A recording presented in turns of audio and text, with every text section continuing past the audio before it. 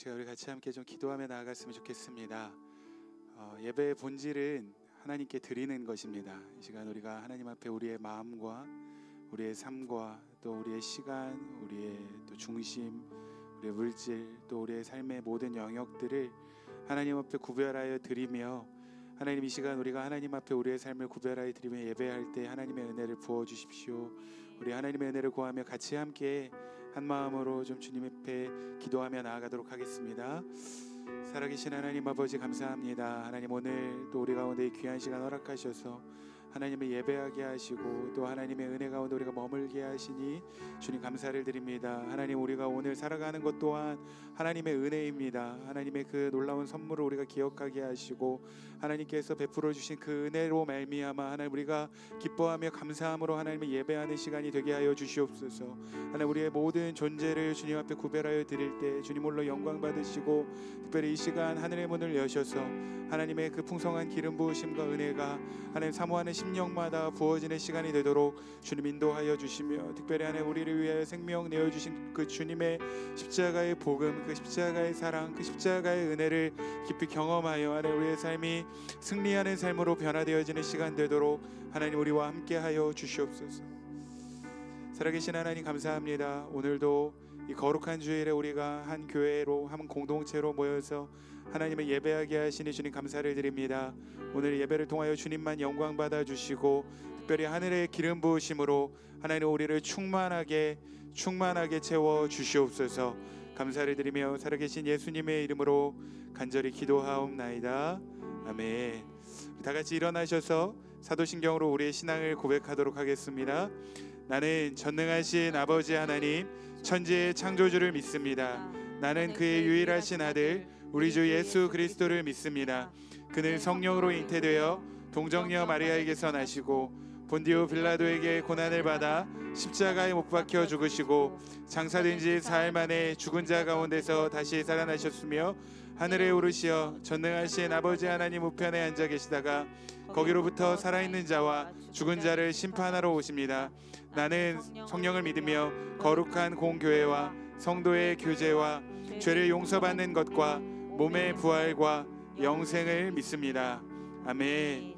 이 시간 같이 함께 우리를 위하여 생명 내어주신 그 예수님의 십자가 사랑을 묵상하며 함께 찬양하겠습니다.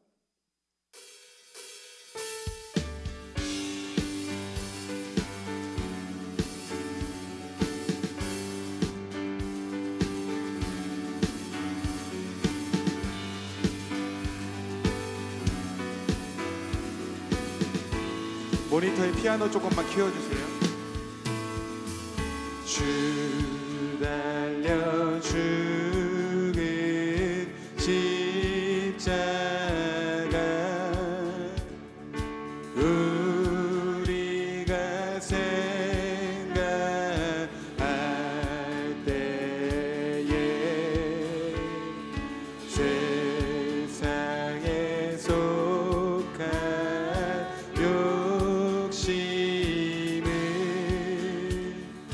헛된 줄 알고 버린, 다시 한번 주 달려 죽은 십자가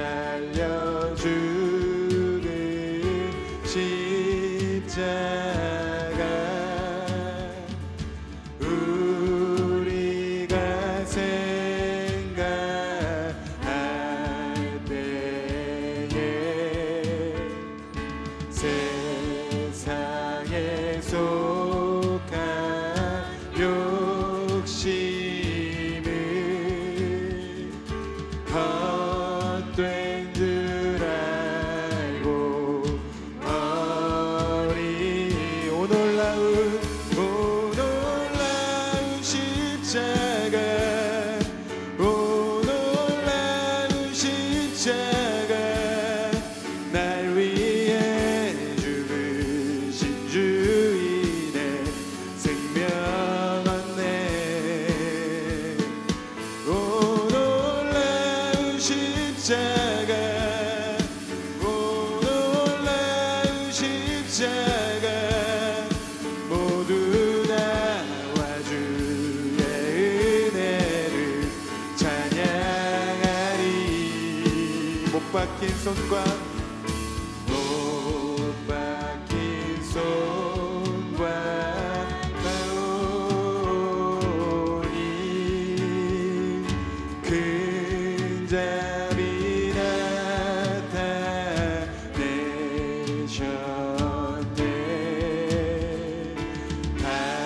가시로 만든 면류관 우리를 위해 쓰셔. 오 놀라운 십자가, 오 놀라운 십자가, 날 위해 죽으신 주인의 생명 얻네. 아멘. 오 놀라운 십자가, 오 놀라운 십자가, 모두 나와 주의 은혜를 찬양. 한 번 더. 오 놀라운 십자가, 오 놀라운 십자가, 오 놀라운 십자가, 날 위해 죽으신 주인의 생명 얻네. 오 놀라운 십자가, 오 놀라운 십자가, 모두 나와 주의 은혜를 찬양하리. 온 세상 만물 가져도, 온 세상 만물 가져도 주의 보다 갚겠네. 놀라운 사랑 받은 날 몸으로 재물 삼겠네. 오 놀라운 십자가, 오 놀라운 십자가, 날 위해 죽으신 주인의 생명 얻네. 오 놀라운 십자가, 오 놀라운 십자가, 모두 나와 주의 은혜를 찬양하리. 오 놀라운 십자가, 오 놀라운 십자가, 날 위해 죽으신 주인의 생명 얻네. 아멘. 오 놀라운 십자가, 오 놀라운 십자가, 모두 나와 주의 은혜를 찬양하. 계속 고백합시다. 오 놀라운 십자가, 놀라운 십자가, 오 놀라운 십자가, 날 위해 죽으신 주인의 생명 얻네.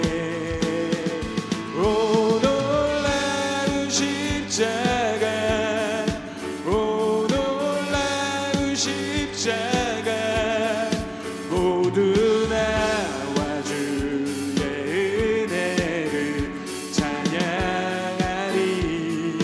주 달려 죽은 십자가, 주 달려 죽은 십자가, 우리가 생각할 때에 세상에 속한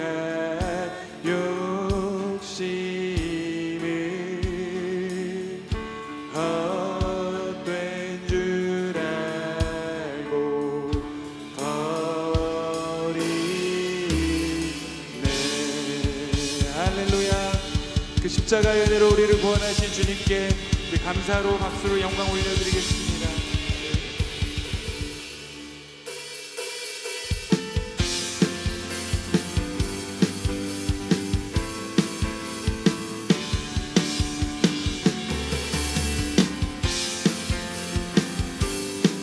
우리를 구원하신 주님의 이름을 선포하며 찬양합니다. 주 이름 큰 능력이 있도다.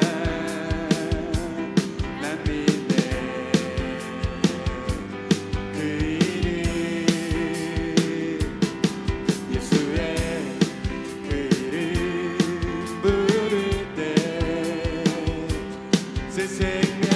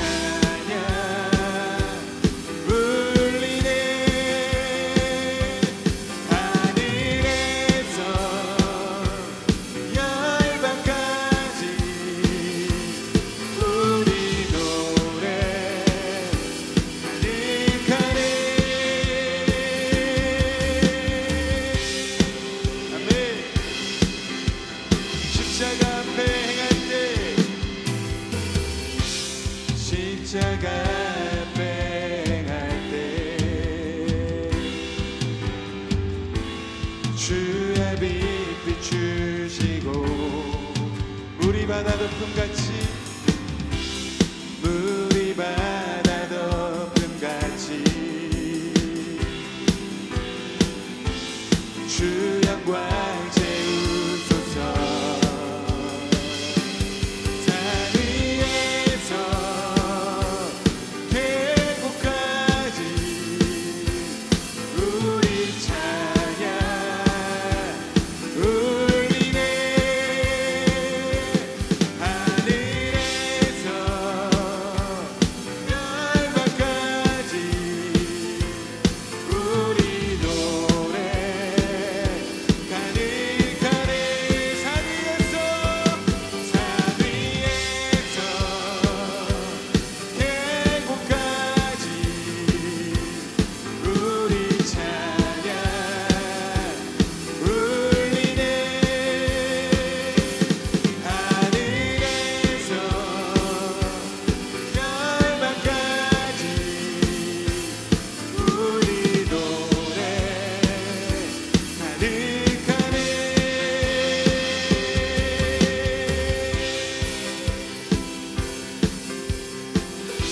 할렐루야 할렐루야 할렐루야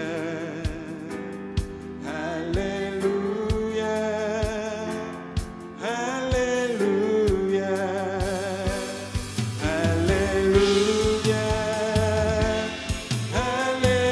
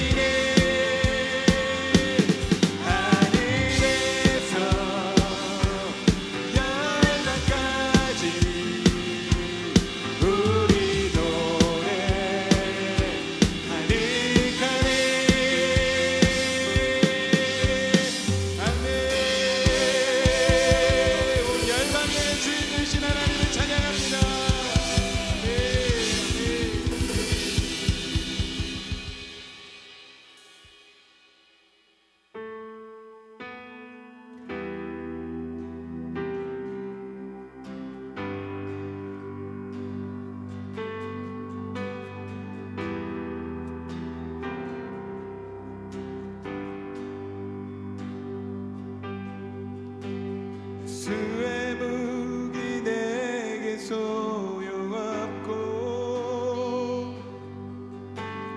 어둠은 나를 막지 못하네. 주는 오직 승리만을 이루시네. 내 주는 실패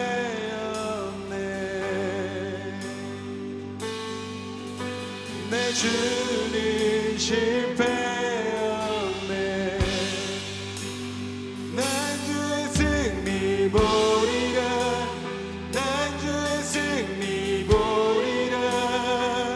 전쟁은 주님의 것이니 난 주의 승리 보이라 난 주의 승리 보이라 전쟁은 주님의 것이니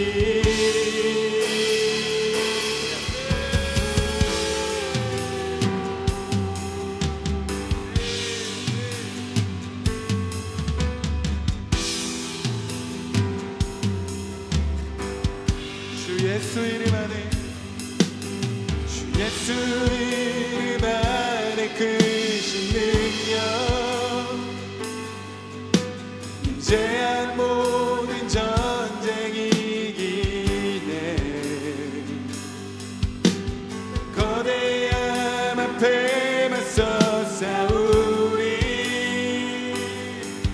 승리 날 기다리네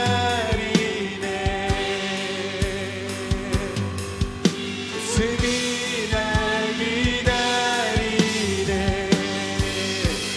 난 주의 승리 보리라 난 주의 승리 보리라 전쟁은 주님의 것이니 난 주의 승리 보리라 난 주의 승리 보리라 전쟁은 주님의 것이 난 주의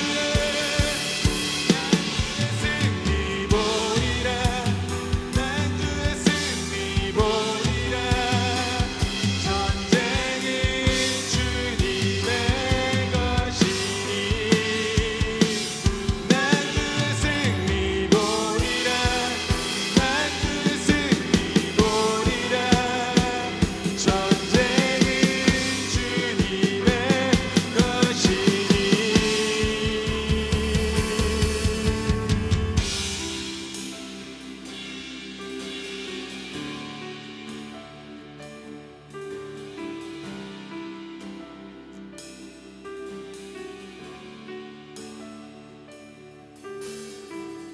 나를 해하려 했던 그것을 주는 바꾸시네 선으로 바꾸시네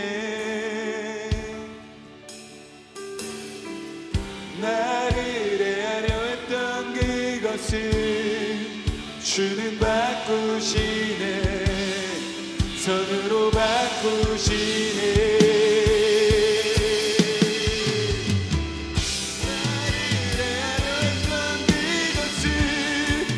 주는 바꾸시네 선으로 바꾸시네 나를 해하려 했던 그것을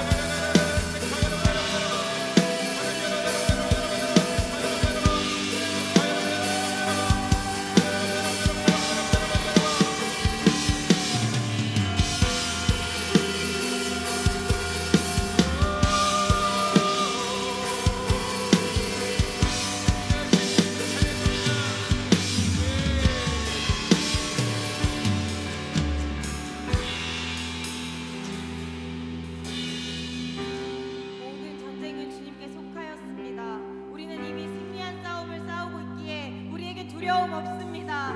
우리에겐 두려움이 없습니다. 오직 예수 그리스도만을 찬양합니다. 예수 그리스도만을 찬양합니다. 우리가 기쁨 가운데 있을 때만 주님을 찾는 것이 아니라 우리가 하나님의 그 고난 가운데도 동참하기를 원합니다. 우리가 주님의 고난 가운데 동참할 때 주님 우리에게 승리를 허락하실 것입니다. 우리는 오직 승리만을 바라봅니다. 우리는 오직 주님만을 바라봅니다. 이 시간 함께 선포하며 우리의 모든 두려움을 제하고 주님을 바라보기 원한다고 함께 기도하며 나아갑시다.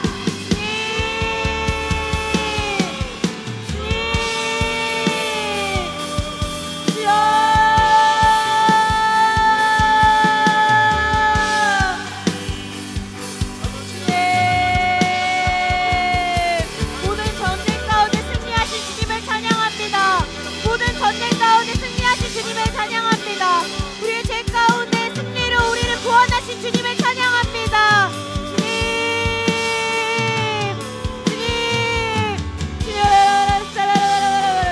왕으로 오신 주님, 우리가 주님을 찬양합니다. 주님, 호산나 우리의 왕을 주님을 찬양합니다.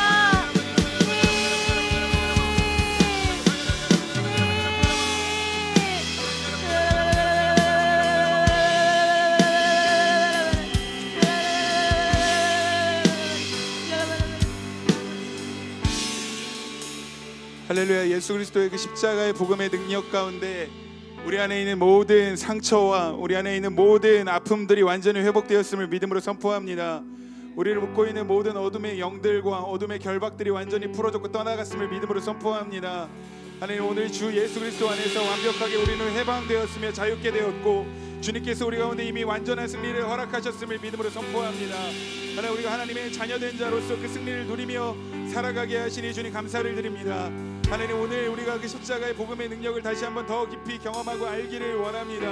하나님, 오늘 사모하는 심령마다 영원히 마르지 않는 생수의 강으로 채워주시고 그 생명의 강이 하나님 우리를 통하여서 흘러가게 하여 주셔서 하나님 이 땅에 하나님의 나라가 이루어지게 하시고 특별히 이 지역의 수많은 청년들과 다음 세대들이 주님께로 돌아와 하나님을 예배하는 예배자들로 세워지게 하시며 여호수아의 군대와 같은 다음 세대들이 일어나게 하여 주시옵소서. 하나님의 때에 반드시 하나님께서 그 일들을 이루실 것을 우리가 믿음으로 선포합니다. 믿음의 눈으로 그것을 바라봅니다. 하나님, 그날을 속히 이루시고 하나님 주님의 뜻이 이루어지는 것을 우리가 함께 목도하게 하여 주시옵소서.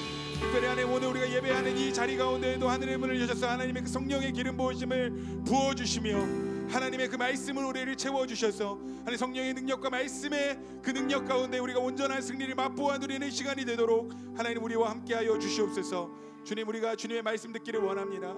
주님의 음성 듣기를 원합니다. 오늘 사모하는 심령마다 하나님께서 친히 말씀하여 주시고 하나님 예수 그리스도의 그 피 묻은 손으로 우리의 심령을 만져주시고 터치하여 주시며 하나님 주님의 영으로 충만하게 넘치도록 채워 주시옵소서. 하나님, 오늘도 우리의 찬양과 우리의 예배를 받으시는 주님께 모든 영광과 감사와 능력을 올려드리며 살아계신 예수님의 이름으로 간절히 기도하옵나이다. 아멘. 오늘 우리에게 주신 하나님의 말씀은 사무엘하 9장 1절부터 13절까지 말씀입니다. 우리 같이 함께 주님의 말씀 경외하는 마음으로 한 목소리로 선포하겠습니다. 다윗이 이르되 사울의 집에 아직도 남은 사람이 있느냐? 내가 요나단으로 말미암아 그 사람에게 은총을 베풀리라 하니라. 사울의 집에는 종 한 사람이 있으니 그의 이름은 시바라. 그를 다윗의 앞으로 부르매 왕이 그에게 말하되 네가 시바냐 하니 이르되 당신의 종이니이다 하니라. 왕이 이르되 사울의 집에 아직도 남은 사람이 없느냐? 내가 그 사람에게 하나님의 은총을 베풀고자 하노라 하니 시바가 왕께 이르되 요나단의 아들 하나가 있는데 다리 저는 자니이다 하니라. 왕이 그에게 말하되 그가 어디에 있느냐 하니 시바가 왕께 아뢰되 로드발 암미엘의 아들 마길의 집에 있나이다 하니라. 다윗 왕이 사람을 보내어 로드발 암미엘의 아들 마길의 집에서 그를 데려오니 사울의 손자 요나단의 아들 무비보셋이 다윗에게 나와 그 앞에 엎드려 절하매 다윗이 이르되 무비보셋이여 하니 그가 이르기를 보소서 당신의 종이니이다.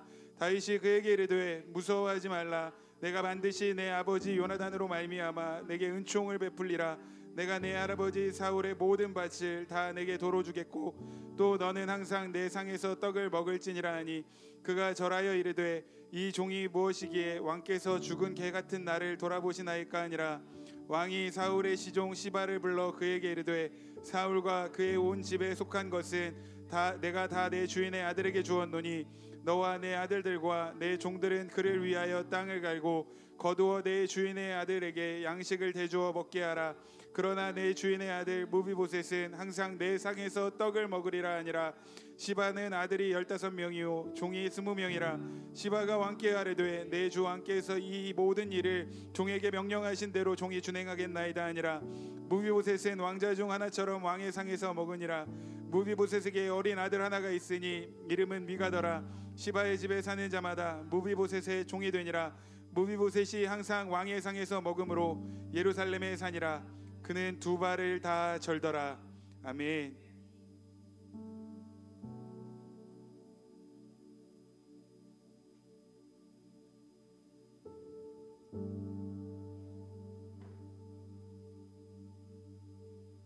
안녕하세요. 이시온 어린이입니다. 저번 주 목사님 말씀 오라드로 나누겠습니다. 원 말씀, 우리의 인생길은 어떤 방향으로 가고 있습니까? 잘 사는 것과 열심히 사는 것은 다릅니다.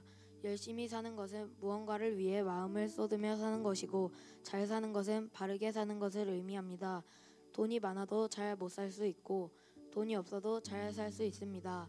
세상의 것으로는 우리의 영적인 갈증을 채울 수 없습니다.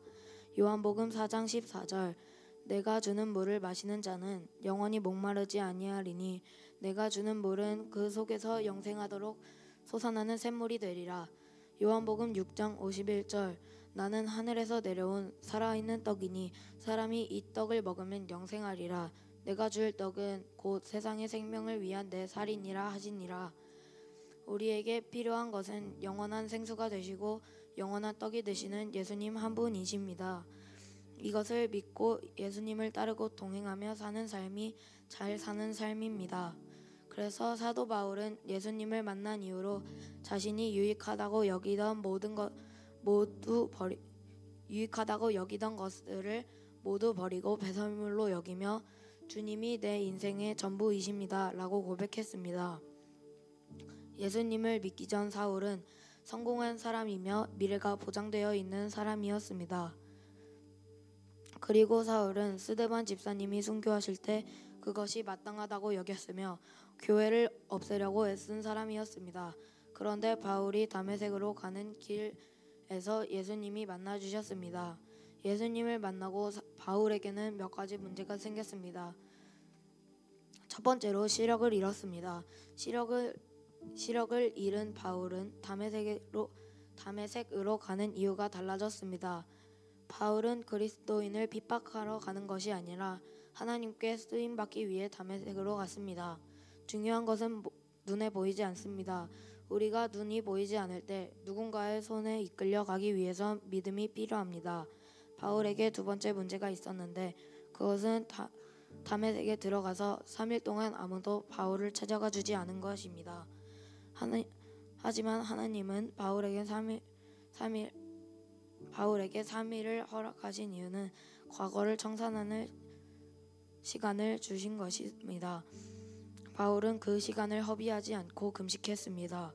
복음은 죽어야 사는 것입니다. 그리스도인으로서 사는 것은 그리스도인으로서 죽는 것과 같은 것입니다. 아나니아가 바울에게 갈 때 바울은 직가에 있었습니다. 직가는 고든 길입니다. 이곳에서 바울의 새로운 인생이 시작되었습니다. 예수님은 길이요 진리요 생명이십니다. 계시, 바르고 고든 길, 올바른 길로 가야 한다는 마음을 주셨습니다. 적용, 하나님만 따르고 세상의 것을 따르지 않겠습니다. 학교에 가면 제일 먼저 기도하겠습니다. 선포, 우리 교회와 내가 하나님만 따르고 올바른 길을 걸을 것을 선포합니다.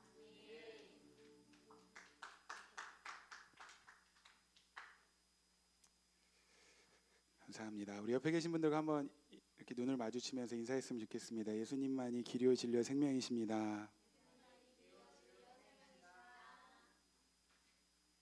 반갑습니다.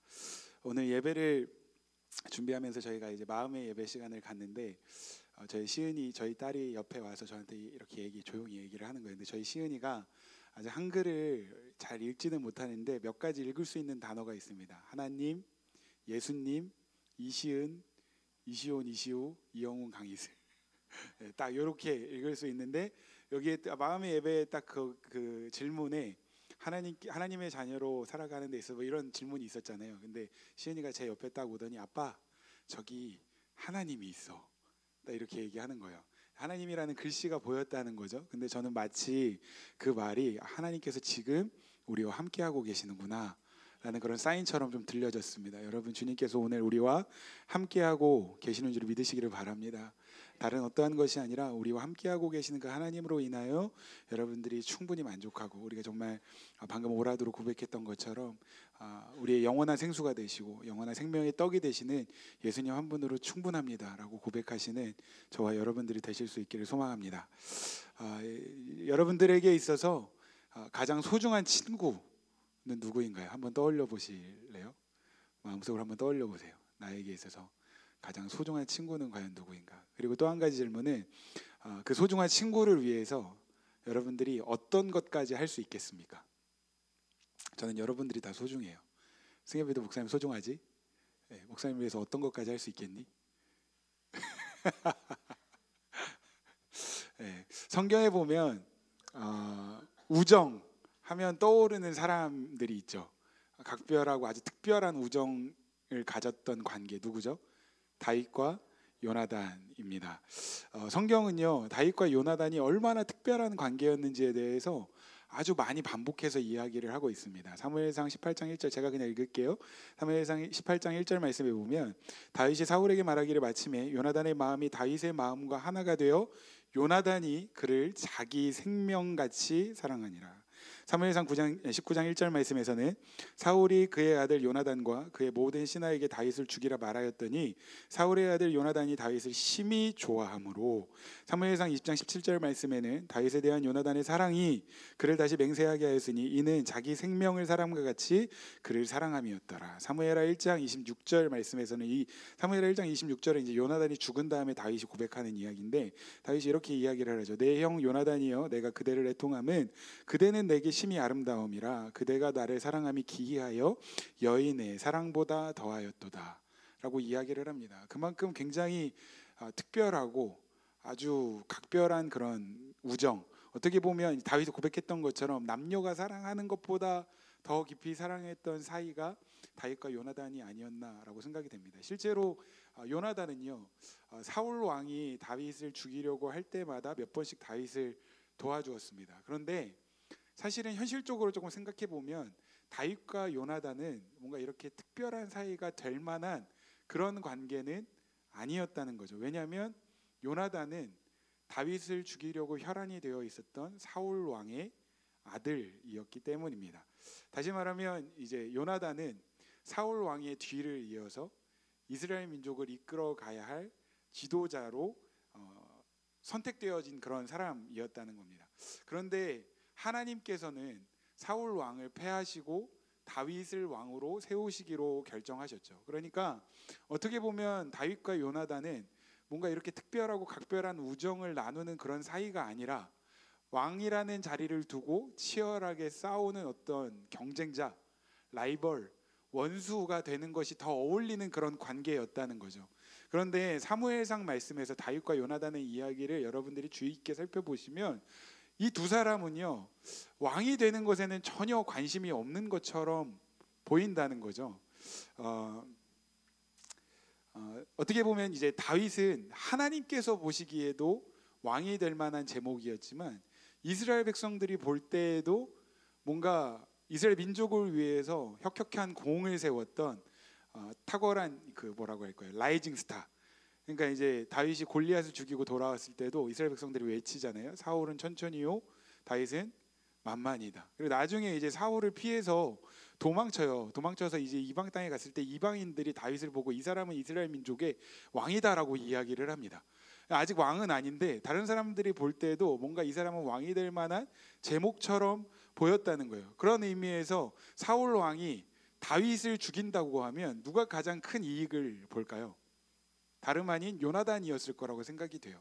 요나단의 정치 생명을 위해서는 다윗이 사라져줘야 엄청나게 큰 이익이라는 거죠. 그런데 오히려 요나단은 사울 왕이 다윗을 죽이려고 할 때마다 다윗을 도와줘서 다윗의 생명을 보호해 줬다는 겁니다.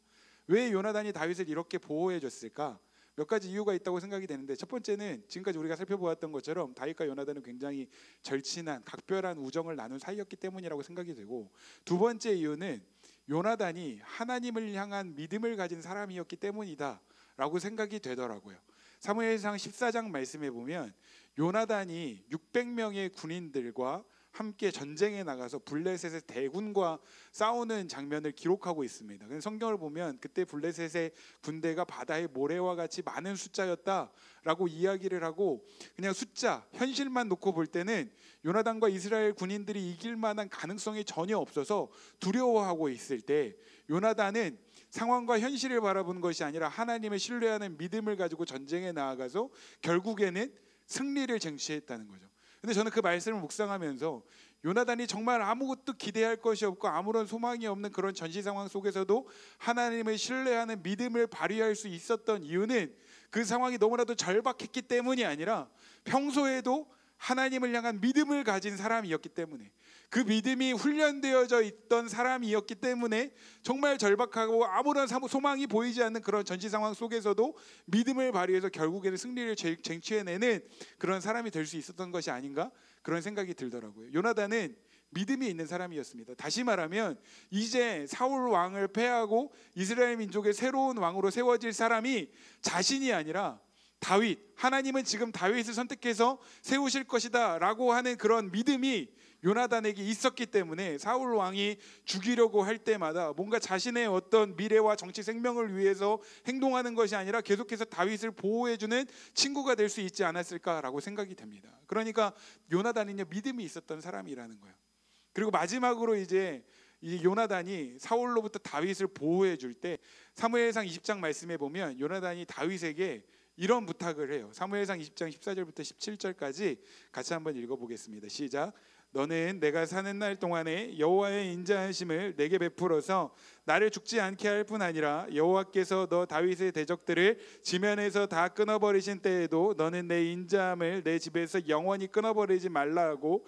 이에 요나단이 다윗의 집과 언약하기를 여호와께서는 다윗의 대적들을 치실지어다 하니라. 다윗에 대한 요나단의 사랑이 그를 다시 맹세하게 하였으니 이는 자기 생명을 사랑과 같이 그를 사랑함이었더라. 이게 무슨 이야기냐면, 하나님께서 이제 너에게 은혜를 베푸셔서 너의 모든 대적들을 치시고 너를 왕의 자리에 앉히실 때에 너는 나에 대한 의리를 기억하고 나의 집안을 위해서 인자함, 은혜를 베풀어 다오라고 부탁을 했다는 거예요. 그리고 요나단과 다윗은 자신들의 생명을 걸고 이 약속을 지키기로 맹세했습니다. 그리고 얼마 후에 사울과 요나단은요, 블레셋과의 전쟁에서 전사하게 되고, 다윗은 여러 가지 우여곡절 끝에 결국에는 이스라엘 민족의 왕, 더 정확하게는 통일 왕국의 왕이 돼요. 그리고 다윗이 통일 왕국의 왕이 된 이후에 했던 두 가지 중요한 일이 있습니다. 첫 번째는 뭐죠? 여러분들이 너무나도 잘 아는 거예요. 다윗이 통일 왕국의 왕이 된 이후로 가장 먼저 했던 일은 빼앗겼던 언약궤, 잃어버렸던 언약궤를 되찾아오는 일이었습니다. 그리고 이어서 했던 두 번째 일은 요나단과의 약속을 지키는 일이었습니다. 사무엘하 9장 1절부터 3절까지 오늘 본문 말씀 우리 같이 한번 읽어볼게요. 시작. 다윗이 이르되 사울의 집에 아직도 남은 사람이 있느냐? 내가 요나단으로 말미암아 그 사람에게 은총을 베풀리라 하니라. 사울의 집에는 종 한 사람이 있으니 그의 이름은 시바라. 그를 다윗의 앞으로 부르매 왕이 그에게 말하되 내가 시바냐 하니 이르되 당신의 종이니이다 하니라. 왕이 이르되 사울의 집에 아직도 남은 사람이 없느냐? 내가 그 사람에게 하나님의 은총을 베풀고자 하노라 하니 시바가 왕께 아뢰되 요나단의 아들 하나가 있는데 다리 저는 자니이다 하니라. 다윗이 이제 요나단과의 약속을 기억하고 요나단의 가족 중에 살아남은 사람이 있다면 내가 그에게 은총을 베풀겠다, 내가 그에게 은혜를 베풀겠다라고 이야기를 합니다. 그러니까 그때 사울을 섬기던 종이었던 시바라는 사람이 다윗을 찾아와서 이렇게 이야기를 하죠. 요나단의 아들 중에 한 사람이 살아남았습니다 라고 이야기하면서 그를 소개하는데, 그에 대해서 뭐라고 이야기를 하죠? 그는 다리 저는 자니이다 라고 소개를 합니다. 죄송해요, 여러분, 쉽게 얘기하면 이런 거예요. 그는 다리병신입니다 라고 이야기를 한 겁니다. 그런데 사실 요나단의 아들에게는 버젓이 이름이 있었어요. 요나단 아들의 이름이 뭐였습니까? 무비보셋이라는 이름을 가진 사람이었습니다. 여러분, 사울이 불명예스럽게 폐위되지 않고 죽음을 맞이하지 않고 정상적으로 왕위를 계승했다면 사울의 뒤를 이어서 요나단이 왕이 됐어야 하고 요나단의 뒤를 이어서 무비보셋이 왕이 되어야 했습니다. 그러니까 일반 백성들로서는 뭔가 그 이름을 감히 입에 담기도 어려운 로얄 패밀리 출신이 무비보셋이었다는 거예요. 그런데 지금 일개 종이었던 시바가 무비보셋을 향하여 그 이름을 이야기하는 것이 아니라 다리 저는 자입니다. 다리 병신입니다. 라고 이야기를 하는 거예요. 지금 무비보셋이 얼마나 비참한 처지가 되었는지를 단편적으로 보여주는 가장 중요한 모습이라고 생각이 됩니다. 요나단에게 아들이 있는데 그는 다리를 저는 사람입니다. 그렇다면 여러분, 무비보셋은 왜 다리를 절게 되었을까요? 사무엘하 5장 말씀에 보면 사울과 요나단이 이제 블레셋과의 전쟁에서 전사하던 그런 순간에 이제 유모가 이 어린 무비보셋을 안고 도망치다가 이 아이를 떨어뜨렸습니다. 그래서 그때부터 다리를 절게 된 거예요. 그런데 오늘 본문 말씀에 사무엘하 9장 13절 말씀을 보면 이 무비보셋은 두 다리를 다 저는 사람이었다 라고 성경은 기록하고 있습니다. 한쪽 다리를 다쳐서 한쪽 다리를 저는 게 아니라 두 다리를 다 절었대요. 두 다리가 불편했대요. 여러분 한번 상상해 보세요.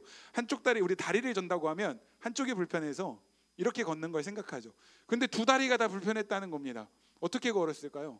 이 무비보셋은 어린 시절부터 굉장히 그런 육체적인 불편함을 가지고 살았던 사람이었고, 더 나아가서는 불명예스럽게 폐위된 그 왕가의 가문의 혈족으로 태어나서, 그러니까 여러분, 무비보셋은 지금까지 평생을 육체적으로도 정신적으로도 엄청나게 고통스러운 그런 인생을 살았던 겁니다. 그러니까 무비보셋은 너무나도 위축되고 주눅들고 쪼그라들어서 이제 어느 시골 마을 구석 한 구석에 숨어서 살고 있었던 거예요. 그런데 오늘 본문 말씀은 무비보셋이 살고 있던 집이 로드발 암미엘의 아들 마길의 집에서 살고 있었다라고 기록을 하는데, 이 로드발은요 지명 이름입니다.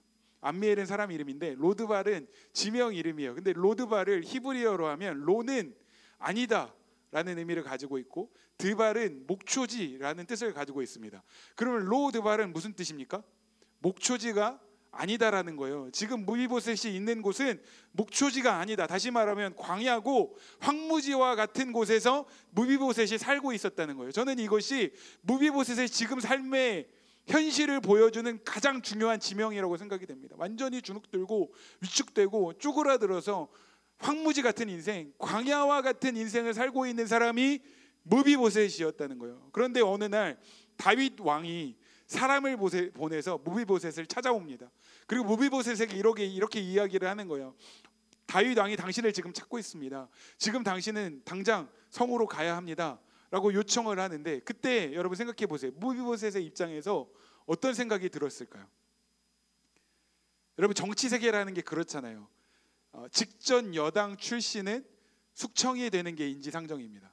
그런데 그냥 여당 출신이 아니라 다윗을 죽이려고 혈안이 되어 있었던 사울의 핏줄이다. 그런데 지금 다윗이 나를 찾고 있다 라고 하면 무비보셋의 생각에 무슨 생각이 들었을까요? 나 이제 성으로 가면 이제 진짜 죽겠구나. 나 이제 진짜 끝났구나. 어떻게든 육체적으로 정신적으로 고통을 받으면서 잘 숨어서 지금까지 살고 있었는데 기어코 나를 찾아내서 나를 죽이려고 하는구나 라는 그런 생각이 들지 않았겠습니까? 그런데 여기에서 엄청난 반전이 일어납니다. 사무엘상 9장 7절 말씀 읽어볼게요. 시작.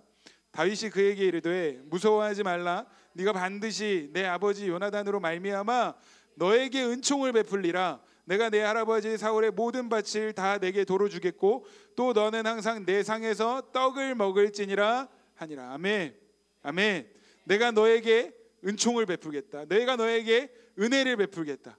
지금 다윗이 무비보셋에게 은혜를 베풀어서 할아버지 사울이 가지고 있던 모든 재산을 무비보셋에게 돌려주고, 이제 너는 나와 함께 나의 식탁에서 먹을 것이다. 여러분, 나의 식탁이 어떤 식탁이에요? 왕의 식탁입니다. 지금 무비보셋이 왕의 식탁에서 먹는다는 것이 뭘 의미하는 거예요? 이제는 더 이상 위축되고 주눅들고 상처투성이의 인생이 아니라 왕의 자녀로서의 신분을 내가 너에게 회복시켜 주겠다. 할렐루야. 여러분, 이것이 복음입니다. 지금 무비보셋에게 어떤 자격이 있어서, 아니면 무비보셋이 다윗의 마음을 감동시킬 만한 엄청난 공로를 세워서 다윗이 무비보셋에게 은혜를 베풀겠다고 이야기한 게 아니에요. 지금 다윗이 무비보셋에게 은혜를 베푸는 이야기는 이유는 단 한 가지입니다. 어떤 이유요? 요나단과의 약속 때문에. 하나님께서 너의 모든 대적들을 치시고 너를 왕위에 앉히시거든 나와의 의리를 생각해서 나의 가정에게 은혜를 베풀어 달라. 그 요나단과의 그 약속 때문에 지금 무비보셋은 다윗으로부터 은혜를 받고 있다는 것입니다. 그런데 사랑하는 하비스트 여러분, 이것은 단지 무비보셋의 이야기가 아니라 저와 여러분들의 이야기입니다. 사랑하는 하비스트 여러분, 하나님께서는요 저와 여러분들을 하나님의 형상대로 창조하셨습니다. 여러분, 우리의 정체성은 하나님의 자녀이고 우리의 시민권은 하늘에 속한 자들입니다. 그런데 죄로 인해서 모든 것이 망가져 버렸습니다. 하나님께서 창조하셨던 그 아름다운 형상을 잃어버렸고 지금은 우리가 여러 가지 상처 가운데 살고 있다는 거예요.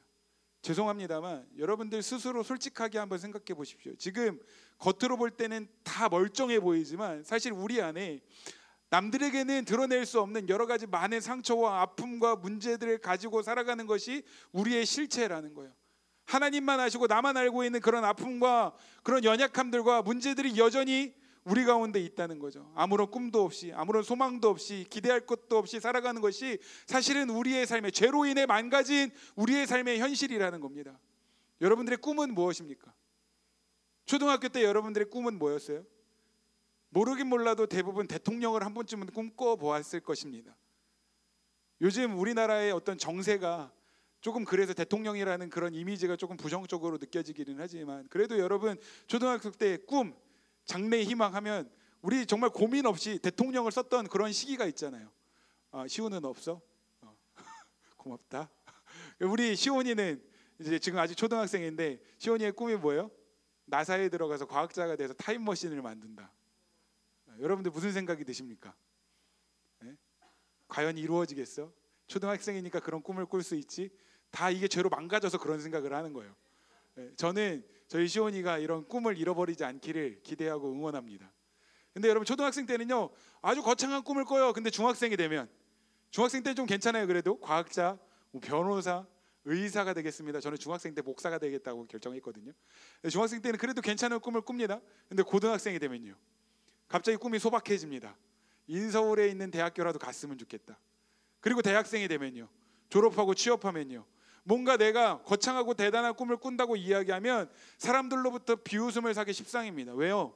우리가 이미 상처투성이 인생, 절름발이 인생, 그러니까 죄로 인해서 하나님께서 창조하신 그 아름다운 형상을 다 잃어버리고 황무지와 같은 인생, 광야와 같은 인생을 살고 있기 때문에 더 이상 그런 꿈조차 꾸지 못하는 삶이 되어버렸다는 거죠.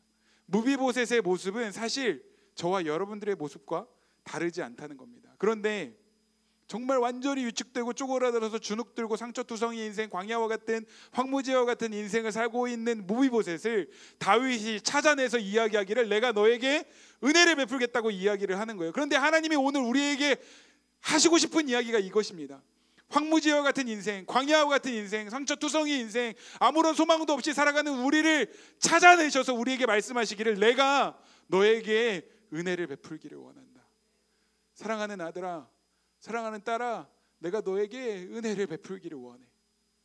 근데 여기에서 우리가 조금 더 주목해서 보아야 할 모습이 있습니다. 다윗이 무비보셋을 찾아내서 내가 너에게 이제 은혜를 베풀 거야 라고 이야기할 때 우리는 무비보셋의 반응을 주목해서 보아야 합니다. 무비보셋이 뭐라고 이야기합니까? 사무엘하 9장 8절 말씀 시작.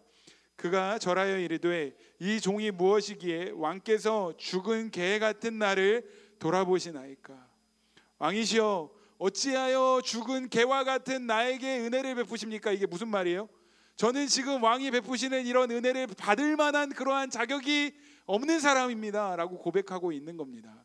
여러분 오늘날 우리 한국 사회에서 개는요 사람보다 어떻게 보면 사람보다 호의호식하는, 그래서 개팔자가 상팔자라는 말이 진짜 어울리는 그런 시대를 살고 있잖아요. 그런데 당시 유대인들에게는요 개는 불결하고 부정한 동물이었습니다. 혹시 여기에 반려인들이 계신다면 제가 심심한 사과의 말씀을 드립니다. 근데 유대인들의 관점에서는 개는 부정한 동물이었어요. 그런데 유대인들에게 죽은 시체도 부정한 것이었습니다. 죽은 시체를 가까이 하지 않았어요. 그런데 여러분 지금 무비보셋이 뭐라고 이야기합니까? 그냥 개가 아니라 죽은 개라고 자기를 소개하고 있습니다. 이게 무슨 의미냐면 나는 정말 부정하고 또 부정하며 더 이상 불결해질 수 없고 나에게는 아무런 소망이 없으며 왕으로부터 이러한 은혜를 받을 만한 자격이 없다라고 하는 그 철저한 자기 인식으로부터 시작되는 고백이 나는 죽은 개입니다 라고 하는 고백이었다는 거예요. 이해하셨습니까? 여러분, 누가 은혜를 받는지 아십니까? 나의 존재, 나의 그 실체적인 존재가 어떠한 자인지를 정직하게 인정하고 깨닫는 사람이 은혜를 경험하게 되는 거예요. 나야말로 정말 부정하고 불결하며 아무런 소망이 없고 나에게는 아무런 기대할 것이 없으며 나에게는 은혜를 받을 만한 자격이 없다라는 것을 깨닫고 인정하는 사람이야말로 진짜 하나님의 은혜를 경험할 수 있다는 거죠. 여러분, 이사야 선지자가 하나님 앞에서 자신의 어떤 실체를 발견하게 됐을 때 뭐라고 고백을 합니까? 이사야서 6장 5절 말씀 시작. 그때 내가 말하되 화로다 나여 망하게 되었도다. 나는 입술이 부정한 사람이요 나는 입술이 부정한 백성 중에 거주하면서 만군의 여호와이신 왕을 배웠음이로다 하였도다. 하나님 앞에 섰을 때 이사야의 첫 번째 고백은 화로다 나여 망하게 되었도다. 나는 죽었다. 나는 끝났다. 나는 절망적인 존재다. 나에게는 아무런 소망이 없다라는 것을 인정하게 되었다는 거예요. 여러분, 출애굽 사건을 한번 생각해 보십시오. 이집트에서 이스라엘 백성들이 출애굽하기 직전에 이집트 온 땅에는요 흑암이 덮였습니다. 마지막 재앙이, 9번째 재앙이 뭐예요? 흑암이에요. 흑암이 덮였습니다. 그리고 예수님께서 십자가에서 운명하실 때에도 제6시부터 제9시까지 어둠이 온 땅을 덮었다고 성경은 기록하고 있습니다. 오늘날의 시간으로 따지면 낮 12시부터 오후 3시까지 어둠이 덮였다는 거예요. 이게 뭘 의미하는 걸까요? 우리가 출애굽의 은혜, 우리가 죄로부터 구원을 받아 완벽하게 회방이 되고 자유를 얻고 십자가의 복음으로 승리하는 삶을 살아가기 위해서는 우리 안에 있는 흑암과 어두움을 통과하고 그것과 마주하는 시간이 반드시 필요하다는 겁니다. 내가 얼마나 절망적인 존재인지, 내 안에 해결될 수 없는 얼마나 어두운 그러한 죄의 문제들이 있는지를 정직하게 대면하는 사람만이 이 십자가의 은혜가 진짜 은혜가 될 수 있고 이 십자가의 복음이 나에게 능력이 될 수 있다는 것입니다. 나 좀 괜찮은 것 같아. 나는 다른 사람의 도움 없이도 살 수 있어. 나 좀 잘 살고 있는 것 같아. 앞으로도 나는 스스로 잘 살 수 있어. 나에게 어느 정도 조금이라도 희망의 빛이 있다고 생각하는 사람은 결코 하나님의 은혜를 경험할 수가 없다는 것입니다.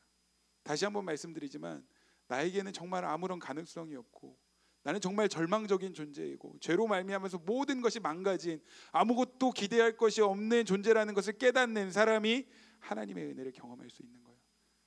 사랑하는 하나비스트 여러분 진짜 하나님의 은혜, 예수 그리스도의 십자가의 복음을 경험하기를 원하십니까?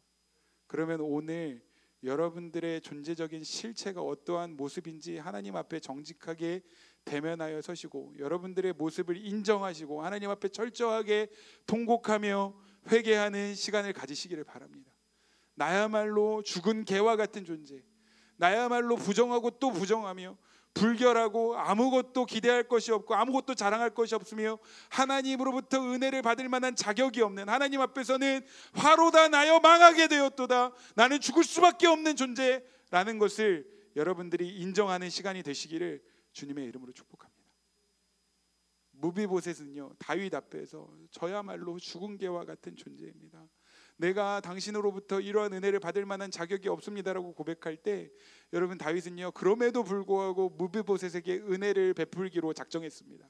다시 한번 말씀드리지만 무비보셋에게 어떤 자격이 있기 때문이 아니었어요. 무비보셋에게 어떠한 공로가 있기 때문이 아니었습니다. 지금 다윗이 무비보셋에게 은혜를 베푸는 이유는 요나단과의 약속 때문이었어요. 그러면 여러분 죽은 개와 같은 우리, 아무런 소망이 없는 우리에게 하나님께서 은혜를 베푸시는 이유는 무엇 때문입니까? 우리가 하나님의 은혜를 받을 만한 자격이 있어서입니까? 아니면 하나님의 마음을 감동시킬 만큼 엄청 대단한 사역들, 엄청 대단한 일들, 공로를 세웠기 때문입니까? 아니요. 예수님께서 흘리신 피로 세우신 그 새로운 약속, 새 언약 때문에 하나님께서 우리에게 은혜를 베푸시겠다 말씀하시는 거예요. 마가복음 14장 22절부터 24절 읽겠습니다. 시작. 그들이 먹을 때에 예수께서 떡을 가시사 축복하시고 떼어 제자들에게 주시며 이르시되 받으라 이것은 내 몸이니라 하시고 또 잔을 가시사 감사기도 하시고 그들에게 주시니 다 이를 마시며 이르시되 이것은 많은 사람을 위하여 흘리는 나의 피 곧 언약의 피니라. 아멘. 아무리 발버둥을 쳐도 죽음과 절망과 어두움 속에서 전혀 건짐을 받을 수 없었던 죽은 개와 같은 우리가 하나님으로부터 은혜를 받을 수 있는 이유는 예수님께서 피를 흘리시고 생명을 내어주셨기 때문입니다. 그 찢기신 몸과 흘리신 피로 우리를 구원하시겠다고 약속하셨기 때문입니다. 여러분, 예수님께서는요, 저와 여러분들을 위해서 완전한 절망 속에서 영원한 죽음을 향하여 다름박질하고 있는 저와 여러분들을 구원하시기 위해서 우리를 위해 대신 십자가를 지시고 그 십자가에 달리셨습니다. 여러분, 예수님 십자가에 달리실 때 우리 하나님께서 내가 사랑하는 아들이니 십자가에 달릴 때 채찍질을 할 때 너무 아프게 하지 말고 채찍질하는 신용만 해라. 십자가에 달리는 거 너무 고통스러우니 못으로 박지 말고 포송줄로 묶어서 십자가에 달린 척만 하게 해라. 그렇게 말씀하시지 않으셨다는 거예요. 예수님이 십자가를 지고 가시는 그 길을 하나님은요 외면하셨어요. 여러분, 예수님은요 많은 사람들로부터 모욕과 조롱과 비웃음을 당하셨습니다. 어떤 사람들은 예수님의 뺨을 쳤고, 어떤 사람들은 예수님의 얼굴에 침을 뱉었고, 어떤 사람은 주먹으로 예수님을 때렸습니다. 그리고 날카로운 뼈조각과 유리가 달린 채찍으로 예수님은 채찍질을 당하셨어요.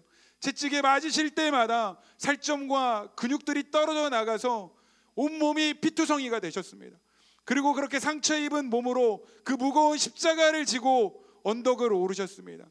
언덕에 오르셔서 엄청난 크기의 가시로 만들어진 그 가시관을 머리에 쓰시고 십자가에 달리셔서 양손과 양발에 못이 박히셨습니다.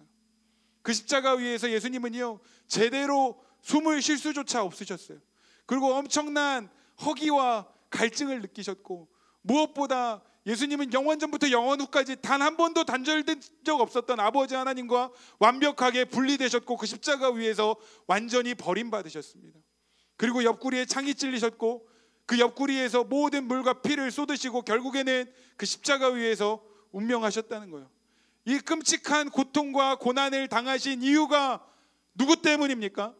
저와 여러분 때문이에요. 절망 속에서 아무런 소망과 기대할 것 없이 살아가는 우리가 그 죄로 말미암아 받아야 할 모든 죄의 저주와 징계를 예수님께서 대신 받으신 것입니다.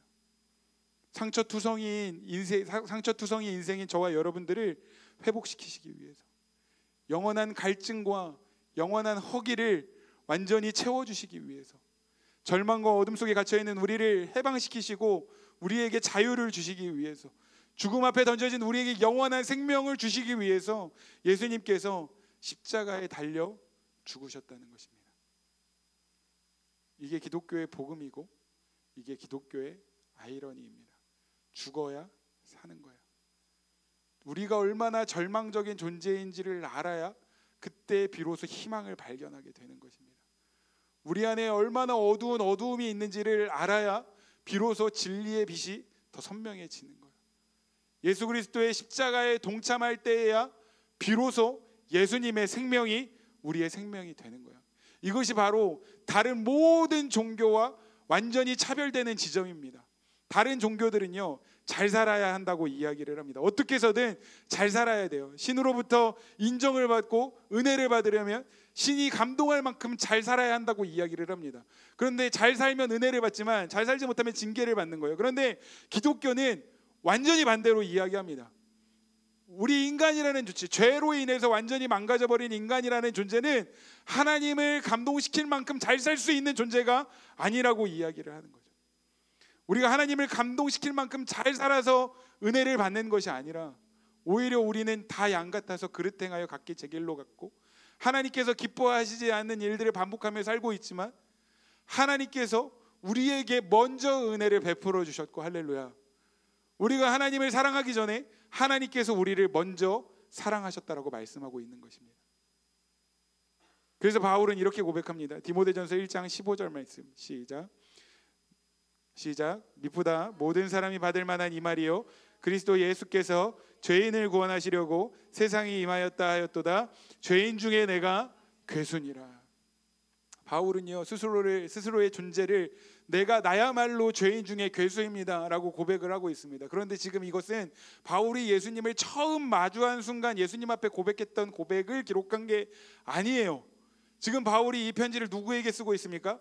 디모데전서, 디모데에게 쓰고 있는 거예요. 여러분, 디모데전서와 디모데후서는 바울이 인생의 말년에 사랑하는 아들, 영적인 아들 디모데를 위해서 유언처럼 남긴 편지가 디모데전후서입니다. 그러니까 인생의 말년에 바울이 지금 나는 죄인 중에 괴수라고 고백을 하고 있는 거예요. 그런데 여러분 생각해 보세요. 청년의 시절에 예수님을 만나서 평생을 누구보다 예수님을 위해서 살았던 사람이 바울이었습니다. 그런데 바울이 자신의 인생을 돌아보면서 하나님 앞에 자신의 존재 실체를 이야기할 때, 하나님 그래도 제가 예수님 만난 이후에 잘 살았죠, 좀 괜찮죠 라고 이야기한 것이 아니라, 하나님 나야말로 죄인 중에 괴수입니다. 무슨 이야기입니까? 나야말로 절망적인 존재이고 나야말로 아무런 소망이 없는 존재이며 어떠한 기대할 것도 없고 가능성도 없는 존재였지만 오직 그 하나님의 은혜로 말미암아 예수 그리스도의 복으로 말미암아 내가 여기까지 올 수 있었습니다. 나야말로 죄인 중에 괴수입니다. 이것이 바울의 어떤 자신의 존재에 대한 고백이었다는 거예요. 그래서 바울은 매일 하나님 앞에 이렇게 고백할 수밖에 없었던 거예요. 나는 날마다 죽노라. 나는 날마다 죽노라. 여러분, 이 십자가는요 승리의 선포입니다. 할렐루야. 여러분, 이 십자가 위에서 모든 어둠의 권세들이 파쇄되었습니다. 우리는 죄와 저주로부터 승리했습니다. 할렐루야. 예수님이 우리의 모든 문제를 해결하셨고 우리에게 자유와 해방을 주셨고 승리를 주셨습니다. 그런데 여러분, 이 십자가의 승리는요 낭만적인 어떤 선언이 아니에요. 낭만적인 상징이 아닙니다. 여러분, 이 십자가의 승리가 진짜 우리의 승리가 되기 위해서는요, 말씀드리지만 우리 안에 있는 어둠과 절망, 우리 안에 가능성이 없음을 직면하고 직시하는 시간들, 그것들을 통과하는 시간들이 반드시 필요하다는 것입니다. 나의 옛 자아, 옛 삶을 십자가에 완전히 못 박는 경험이 있어야 된다는 거예요. 부활의 영광, 부활의 승리를 경험하기 위해서는 죽어야 합니다. 여러분, 죽지 않은 사람이 어떻게 다시 사는 기쁨을 경험할 수 있겠습니까? 죽지 않은 사람이 어떻게 부활의 영광을 경험할 수 있겠습니까? 반주 좀 해주시겠어요? 갈라디아서 2장 20절 말씀 같이 한번 읽어보겠습니다. 시작. 내가 그리스도와 함께 십자가에 못 박혔나니 그런즉 이제는 내가 사는 것이 아니요 오직 내 안에 그리스도께서 사시는 것이라. 이제 내가 육체 가운데 사는 것은 나를 사랑하사 나를 위하여 자기 자신을 버리신 하나님의 아들을 믿는 믿음 안에서 사는 것이라. 아멘. 아멘. 이 바울의 고백이 저와 여러분들의 고백이 되기를 원합니다. 내가 그리스도와 함께 십자가에 못 박혔나니 그런즉 이제는 내가 사는 것이 아닙니다. 절망적인 아무런 가능성이 없는 죄 가운데 완전히 망가져버린 나의 모든 옛 자아는 십자가에서 완전히 죽었습니다. 그리고 이제는 내가 사는 것이 아니라 내 안에 계시는 예수 그리스도께서 사시는 것입니다. 나는 이제 예수 그리스도의 생명으로 사는 사람들입니다. 그런데 여러분, 이 십자가에서 죽는다는 것, 내가 예수 그리스도의 십자가에 동참한다는 것, 나의 옛 자아를 십자가에 못 박는다는 것은요 굉장히 당혹스럽고 두려운 일입니다. 왜냐하면 그것은 그동안 나의 삶을 지배하고 있던 모든 삶의 체계와 질서, 그리고 지성과 감정과 의지가 완전히 무너져버리는 경험이기 때문입니다. 우리로서는 좀 감당하기가 쉽지 않은 일이기도 해요. 그런데 우리는 십자가에 달리신 그리스도를 선포한다 라는 책을 쓰신 케네스 리치라는 분은 이러한 경험을 긍정적 해체라고 이야기했습니다. 우리 이거 한 번만 같이 한번 읽어볼까요? 시작. 그리스도의 죽음에 동참할 때 우리 존재 전체가 해체되는 것 같은 느낌을 받지만 실제로 해체되는 것은 우리를 둘러싸고 있는 방어벽들이다. 이 방어벽들이 무너질 때 우리는 진정한 해방, 자유가 시작된다. 할렐루야.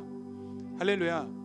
우리를 둘러싸고 있는 우리가 만들어낸 그런 어떤 안전지대들이 완전히 무너지고 우리를 묶고 있는 모든 죄의 그 견고한 진들이 무너질 때 진정한 자유, 진정한 승리를 경험할 수 있다는 것입니다. 이 시간 믿음으로 예언적으로 선포합니다. 예수 그리스도의 십자가의 복음의 능력 가운데 우리를 둘러싸고 있는 모든 어두움의 견고한 진들이 완전히 무너졌음을 믿음으로 선포합니다. 십자가의 복음 안에서 우리가 안정감을 느끼는 모든 삶의 체계와 질서들이 완전히 무너지고 새로운 질서 가운데 살아가게 되었음을 믿음으로 선포합니다. 우리 안에 있는 모든 죄성들과 옛 자아가 십자가에 못 박혀 완전히 죽었음을 믿음으로 선포합니다. 이제 예수 그리스도의 십자가의 복음의 능력 가운데 예수 그리스도의 십자가 안에서 우리는 완전히 해방되었고 자유케 되었으며 예수 그리스도의 승리가 우리의 승리가 되었음을 선포합니다. 절망 가운데 희망을, 어두움 속에서 진리의 빛을, 죽음 가운데 생명을 얻는 것이 기독교의 복음이고 기독교의 아이러니입니다. 나는 죽은 개와 같습니다 라고 고백하는 그 무비보셋에게 다윗은 은혜를 베풀며 이야기합니다. 이제 너의 모든 것을 회복시켜주고 너를 나의 식탁으로 초대한다. 이것이 오늘 우리를 향한 하나님의 음성입니다. 죽은 개와 같이 아무런 소망도 없이 살고 있던 우리를 찾아내셔서 절망 가운데 어두움 가운데 소망 없이 살고 있는 우리를 찾아내셔서 주님께서 말씀하시는 거예요. 내가 너의 모든 것을 회복시켜 주기를 원한다. 죄로 인해서 망가지고 깨어졌던 모든 너의 그 형상들을 내가 회복시켜 주기를 원한다. 하나님의 자녀로서 너가 누리며 살아가야 할 그 모든 것을 내가 너에게 회복시켜 주기를 원한다. 이제 내가 너를 나의 식탁으로 초대한다. 요한계시록 3장 20절 말씀입니다. 볼지어다 내가 문 밖에 서서 두드리노니 누구든지 내 음성을 듣고 문을 열면 내가 그에게로 들어가 그와 더불어 먹고 그는 나와 더불어 먹으리라. 여러분, 우리가 이 왕의 식탁으로 돌아가 하나님의 형상을, 하나님께 약속하신 모든 것들이 회복되는 유일한 길은 십자가뿐입니다. 십자가 복음뿐입니다. 절망 가운데 어둠 가운데 진리의 빛이 더욱 선명하게 드러나고 예수 그리스도의 십자가에 동참함으로 그 예수님의 생명을 누리며 그 예수님의 승리가 진짜 나의 승리가 되는 그런 영적인 경험이 있는 오늘 이 시간이 되기를 주님의 이름으로 축복합니다. 이 시간 우리의 실제를 주님 앞에 고백하며 이 시간 우리 예수님의 십자가의 승리를 선포하며 같이 찬양하고 기도했으면 좋겠습니다.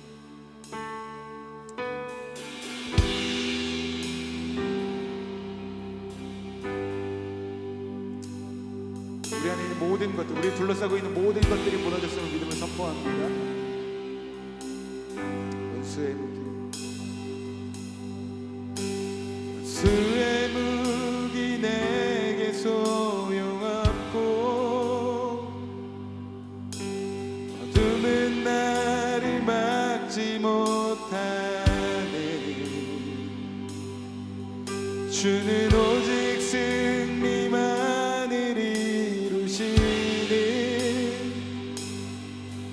내 주는 실패 없네. 내 주는 실패 없네. 난 주의 승리 보리라.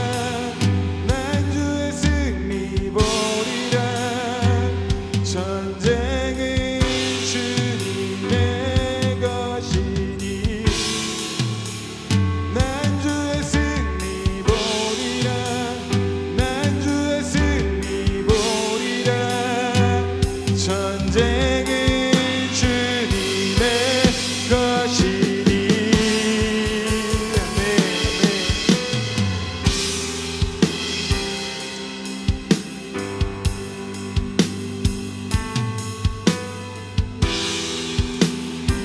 계속해서 고백합니다.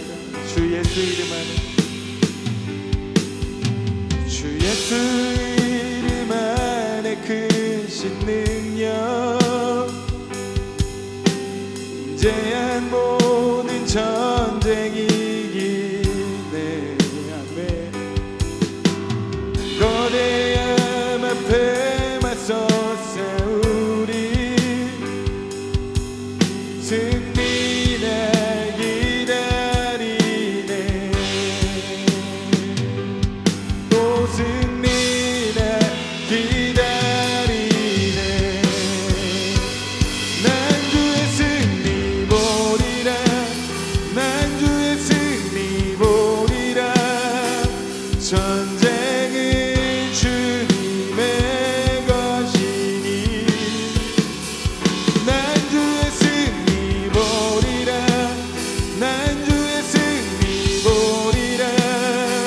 전쟁은 주님의 것이. 난 주의 승리, 난 주의 승리 보리라. 난 주의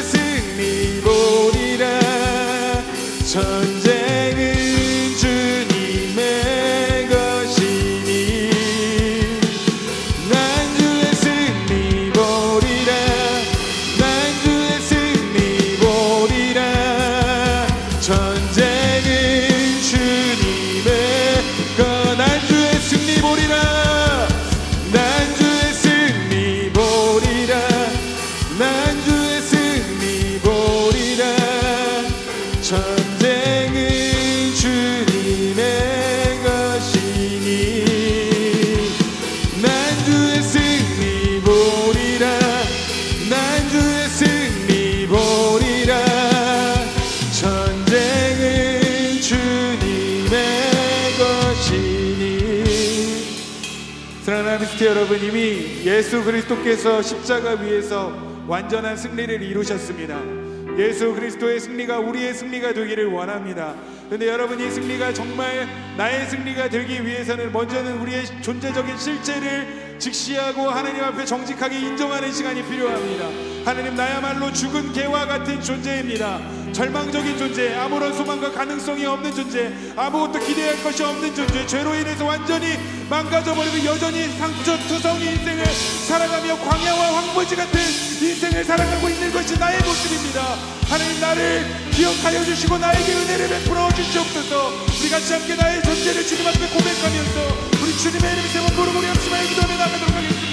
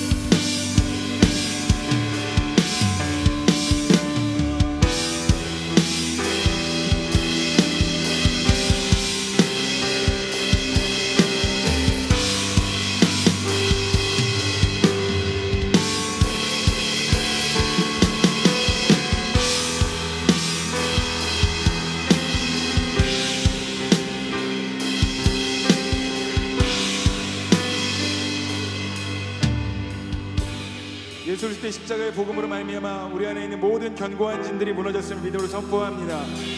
우리 안에 있는 모든 죄의 저주와 죽음의 열매들이 완전히 파쇄되었음을 믿음으로 선포합니다.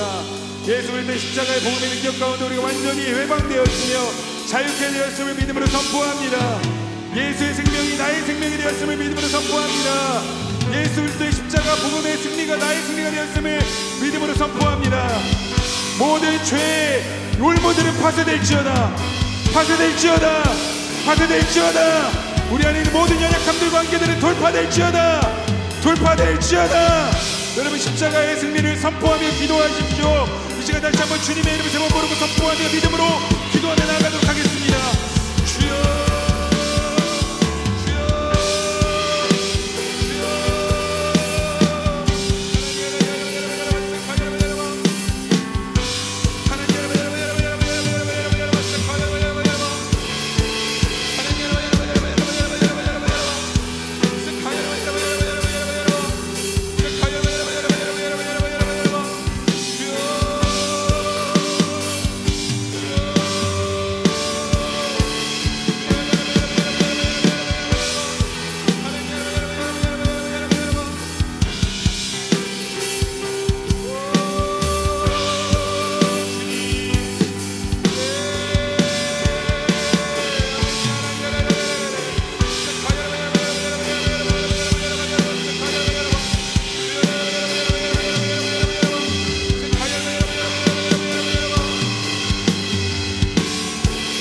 파쇄될지어다, 파쇄될지어다, 파쇄될지어다. 모든 견고한 진들은 파쇄될지어다. 우리를 묶고 있는 우리의 모든 연약함들은 파쇄될지어다. 죄의 울무들은 끊어질지어다, 끊어질지어다, 끊어질지어다. 하나님, 우리 영들을 돌파를 허락하시고 하나님 살아나게 하시고 생명을 허락하여 주시고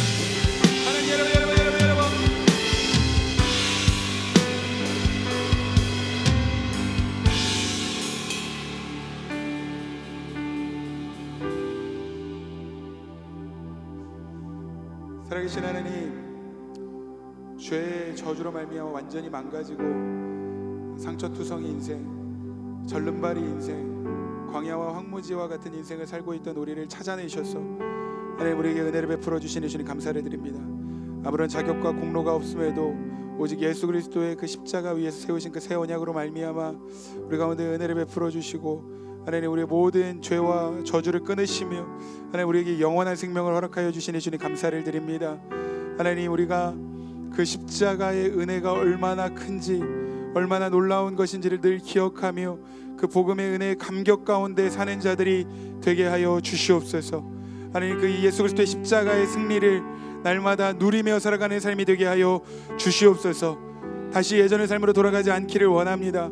우리의 모든 옛 삶의 질서와 체제, 우리의 모든 지성과 감정과 의지, 우리의 옛사람을 완전히 십자가에 못 박습니다. 내가 그리스도와 함께 십자가에 못 박혔나니 그런즉 이제는 내가 사는 것이 아니라 오직 내 안에 계시는 그리스도께서 사시는 것이라는 이 바울의 고백이 하나님 우리의 믿음의 고백이 되게 하시고 우리의 삶의 실제가 되게 하여 주시옵소서. 특별히 하나님 또 이번 한 주간 그 예수 그리스도의 십자가를 묵상하는 또 고난 주간으로 우리가 함께 지내기를 원합니다. 하나님 우리가 세상 속에서 무분별하게 살아가는 것이 아니라 절제함 없이 살아가는 것이 아니라 예수 그리스도의 십자가에 동참하며 우리의 삶을 절제함으로 우리를 향한 그 하나님의 사랑을 더 깊이 묵상하게 하시고 더 깊은 영적인 세계를 경험하게 하시며 하나님 우리의 한계를 돌파하는 시간, 그 생명의 능력을 경험하는 시간, 예수 그리스도의 십자가의 생명 능력 그 승리를 경험하는 시간이 되게 하여 주시옵소서. 하나님 오늘 이 자리에 모여있는 모든 예배자들을 예수 그리스도의 생명의 보혈로 뿌리고 바르고 덮습니다. 주의 생명의 보혈로 뿌리고 바르고 덮습니다. 어떠한 어둠의 영들도 틈타지 못하게 하여 주시고 모든 악한 영들 한 길로 돌았다 일곱 길로 쫓겨나게 하여 주시고 하나님 십자가의 복음의 능력으로 승리를 누리는 삶이 되게 하여 주시옵소서. 그 부활의 영광, 부활의 기쁨을 누리는 삶이 되게 하여 주시옵소서. 오늘도 우리와 함께 하시는 주님께 모든 영광 올려드리며 살아계신 예수님의 이름으로 간절히 기도하옵나이다. 아멘. 이 시간 우리 다 같이 자리에서 일어나셔서 우리 하비스트 공동체 고백 함께 선포하도록 하겠습니다. 주는 그리스도시요 살아계신 하나님의 아들이십니다. 오직 주님의 성전에서 주님의 얼굴을 사모하며 하나님의 임재를 갈망하는 예배자가 되게 하시고 온전한 예배를 받으시기에 합당하신 주님께 영과 진리로 예배드리는 교회가 되게 하소서. 왕이십니다. 머리 대신 예수 그리스도께 연결된 한몸된 공동체로서 친밀한 사귐을 누리게 하시고 사람과 섬김을 통해 복음을 드러내고 하나님의 나라를 이루어가게 하소서. 주님은 생명이십니다. 주님께서 좌정하신 은혜의 보좌로부터 생명의 강이 흘러가 닿는 곳마다 생명이 살아나고 회복되고 열매를 추수하는 교회가 되게 하소서. 마라나타. 아멘. 주 예수여 어서 오시옵소서. 아멘. 자리에 앉으시겠습니다. 네, 오늘도 하비스트 처치 예배에 오신 모든 분들을 환영하고 축복합니다. 네, 오늘은 광고사항이 조금 있는데요. 먼저 제자훈련 8주 과정 1기 마지막 주간입니다. 끝까지 유종의 미를 거두고 영적으로 도약하는 시간이 되기를 바랍니다. 주일반은 오늘 오후 2시, 그리고 평일반은 월요일 저녁에 하고 같이 기도회로 넘어가는 걸로 하겠습니다. 그리고 저희가 저녁 전도가 진행되는 중인데 매주 토요일 저녁 6시에 이곳에 오시면 함께 전도하는 시간을 가질 수 있습니다. 예수님의 마음을 가지고 함께 전도하는 사역에 동참해 주시면 감사하겠습니다. 3월 5일 수요일부터 사순절 기간을 가지고 있는데요. 특히 오늘 동료주일을 시작으로 다음 한 주간 이제 고난주간 특별 저녁 기도회가 함께 진행됩니다. 기도의 열쇠를 사용하고 돌파를 경험하고 복음의 능력으로 무장되는 시간이 되기를 바라기 때문에 매일 저녁 월화수목금 매일 저녁 10시부터 함께 해주시기를 부탁드립니다. 함께 하기를 권면드리도록 하겠습니다. 네, 4월 22일 주일은 부활주일로 드려집니다. 부활주일에 드려지는 예물은 지역을 돕고 섬기는 일에 필요한 곳에 플로잉하도록 하겠습니다. 예물을 정성껏 준비하여 드리시기를 바라고 부활주일 예배 후에는 특별한 식탁 교제를 나눌 예정입니다. 부활의 기쁨을 함께 누리는 시간이 되시기를 축복합니다. 담임 목사님 나오셔서 축도로 예배를 마치겠습니다. 기도하겠습니다. 할렐루야. 살아계신 하나님 감사합니다. 오늘도 우리 예배 가운데 함께 하시고 또 부족한 종 주님의 말씀 나눌 때 또 담대하게 전할 수 있는 능력과 또 은혜를 베풀어 주셔서 감사합니다.